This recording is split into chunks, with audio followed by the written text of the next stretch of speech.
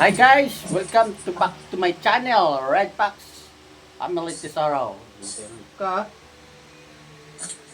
Yan ang mama niya. Punta kami kay Lolo. Kami Lolo. Gagala kami. Guys.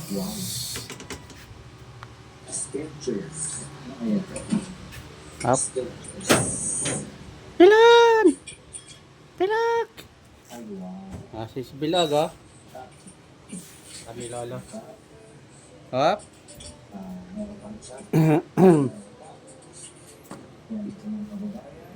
May Lolo. May Tatay Drawing. Yung ano ko?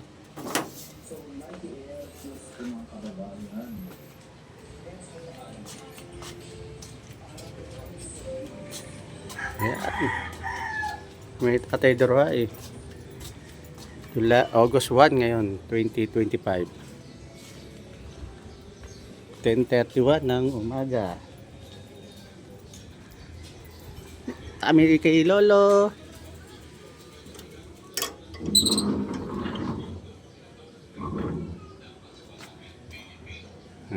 Ha? Sa parte po ng NFA, kaya po sobra yan. Yan po ang probinsya po dito sa amin, 20 Megaset. Okay. Kung pinatagdag man po from senior citizen, first citizen, and parties, at ngayon po yung minimum wage earners. Kung yun po ang alatagdagan pa, kaya Huwag mo kami makapapalihan ng linggo.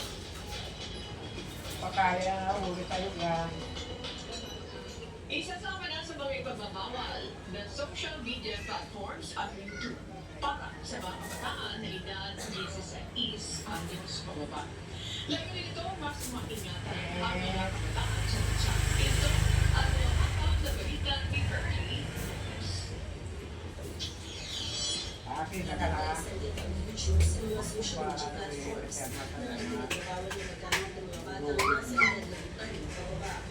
Sang-ayon sa payo ng Commissioner kay Communications Minister Wells, nagtutuloy ang pagtaas ng mga kabataan ang naturang app. Pinapalaanan naman ito ng YouTube.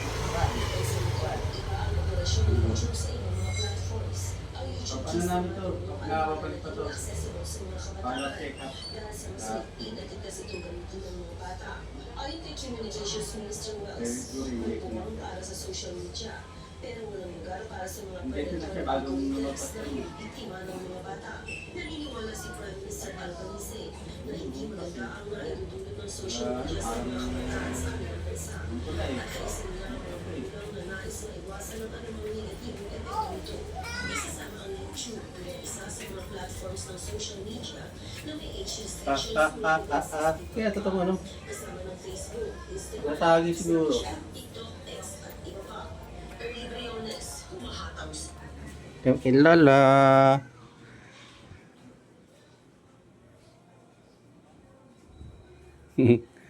Wala pa yung ano? Yung kay Tulpo?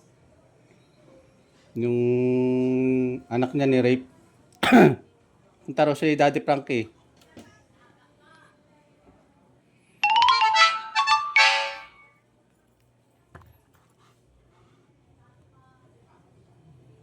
At magandang umaga sa iyo, no? Andito tayo ngayon sa NAIA Terminal 3 dito sa arrival. At sa ngayon ay yun nga, kasama ko ngayon ang mga media at kasama namin doon, siksikan na yung media dito at andito na din ang ilan sa mga pulis.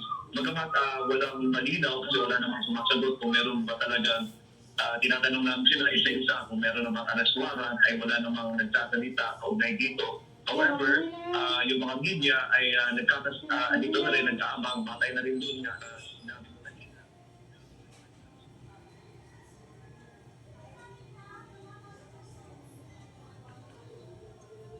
Si dating Pangulong Rodrigo Duterte, ganitong oras, around 9:50 or alas 10 ng umaga. And batay nga sa mga naririnig natin or sa mga sagulat natin natanggap, ay nakapagdas ang arrest rin ngayon.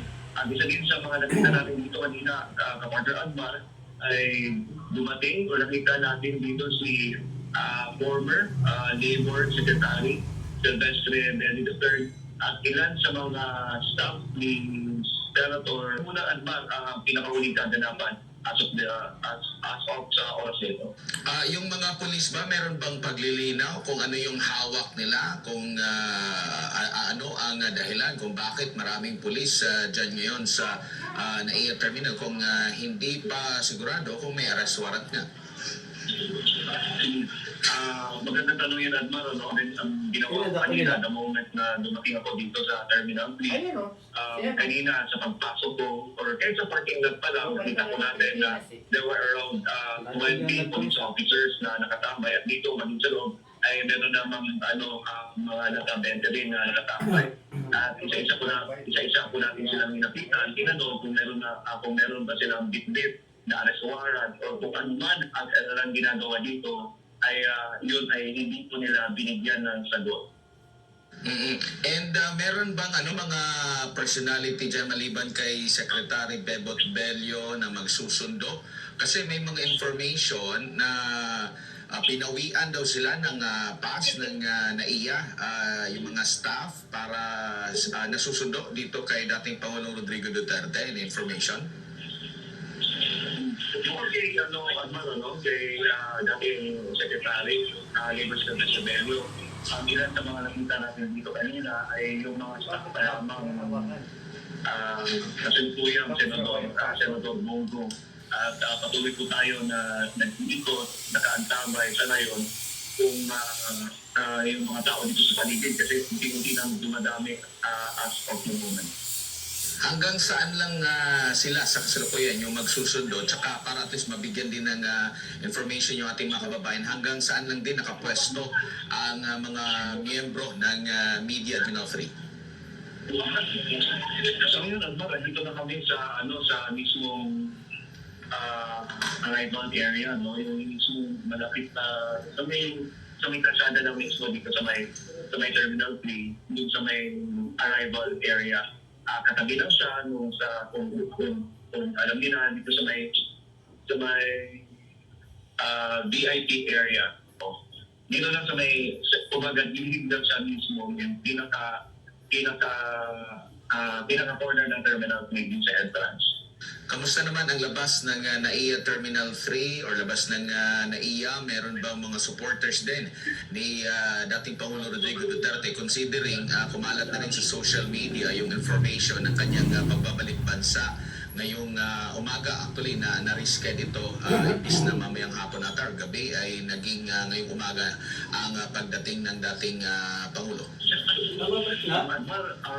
Sa ngayon, wala po tayo nakikita ng mga tao na nakatambay dito sa loob sa labas na NAIA, pero kanina lang ay may mga tao na pumunta dito but sila po ay mga pasahero ng aeroplano at sila po ay nagulat kasi medyo nagulang ng pumusyon dito dahil nakikita nila na bakit maraming pulis at according sa kanila hindi naman ito normal na pangyayari kasi usually maayos naman ang airport at tuloy-tuloy ang daloy ng mga tao nagsasakit. Pero ngayon ay medyo dito ng part dito sa kinatatayuan namin sa may alignment area ay nahaharang yung ibang mga pasahero.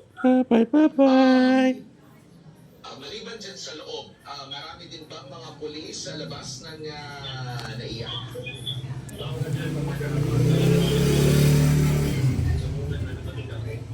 Yun na kami ni Mewar.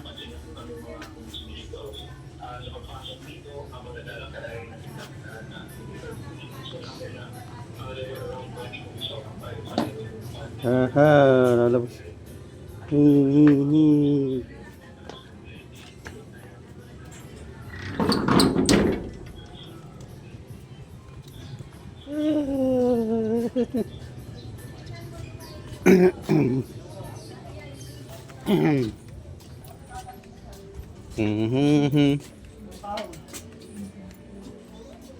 Uy, baby.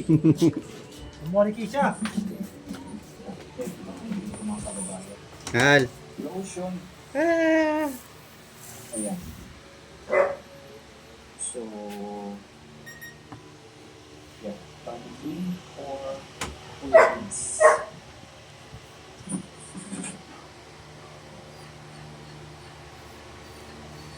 Sabay-sabay na sakit ang bumanat. Presidor Forte, mas bilis banat sa lahat.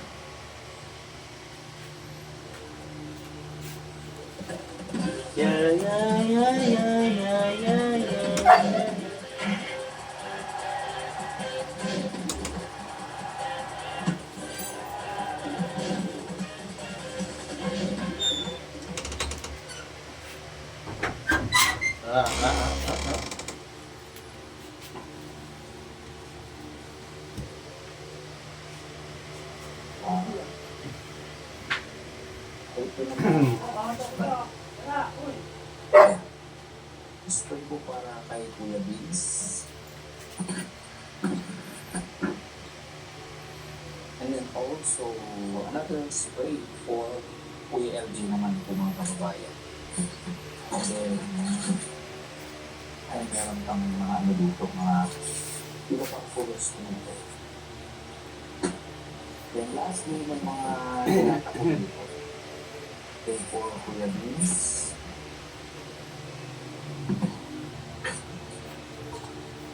For LJ. Remote. At ang Martin, oh, thank you. Okay. Then, mayroon pang ano to? Corn beef. One for LJ. Remote. One for Beans. Ay, nako. One for Martin. Wow. And lastly, mga kababayan, ito. May original baked ham. Original. Usap ng baby ko ah. Siya kay Tata Martin. Ay, And ay nako. sa po kay Kuya Vince. Wow. Ang dami po mga kababayan. So, yan po ang nilalaman po ng mga biyaya pong galing kay Mami Araceli, Amarillo, and your family. Maraming salamat po, Mami Araceli, sa yung napakaagang pamasko sa amin, sa akin at yung dalawang anak ko po na si Kuya LJ at si Kuya Vince. Napakalaking bagay po sa kanilang dalawa ito. Para kay Kuya LJ na magkaroon din ng mga bagong kagamitan sa kanyang pag-aaral. I know that he will Nag-bet si tatay. po. Eh, hindi lang basta-basta mga bilhin po. Mga kapag-branded po. Ay, so, Kuya Vince po. Sobrang napakalaking bagay rin po sa kanya. Lalong-lalo na ang cost ni pag-pop na Remote, ginagano ko na. sa malaking pinagkakagastusan po natin na talagang lifetime kasi natin na lang ni Vince po sa kanilang mga damit, sa mga delata, mga damit, abang and everything. So, okay. So, once again, dito po sa probinsya ng Abra, maraming salamat po sa inyo, Mami Araceli. So, Tapos, gaya ng talagang ano natin na sinasabi, so please, your kindness, your blessing, compassion, and love po sa ating mga kababayan na nalulunod. mga anak. Again, salamat na rin po dahil naambunan natin napakalaki pasasalamat po ng ating guest. So, di na-expect po na mayroon din po. And I really appreciate it and I really treasure it, lalo na ang napakagandang shoes po. Ito po yung ating resto at sa Sunday. I love you today. Tomorrow, for over. So, malaki. So, yan po. Goodbye. Bakit niya? Murag naman, alamin ko magaling. Dapat pioneers ng generics, dapat PGP Generics.